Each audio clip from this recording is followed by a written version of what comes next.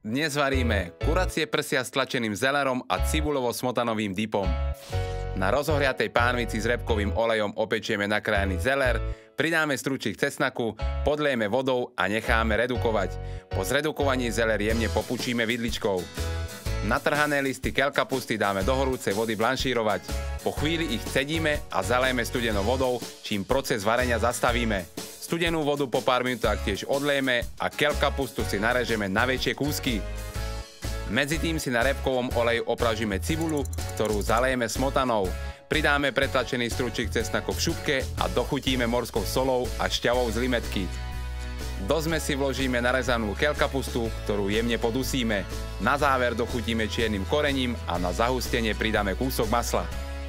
Na rozohriatej pánvici s repkovým olejom krátko opečieme kuracie prsia s rozmarínom a dáme ich piecť do rúry na 190 stupňov. Dochutíme ich čiernym korením, morskou solou a na chvíľu ešte vložíme späť do rúry. Na záver ich krátko dopekáme na sporáku. Servírujeme. Popučený zelerový krém polieme cibulovo-smotanovým dipom a navrch položíme prepečené kuracie prsia s rozmarínom. Na záver všetko dochutíme morskou solou. Dobrú chuť!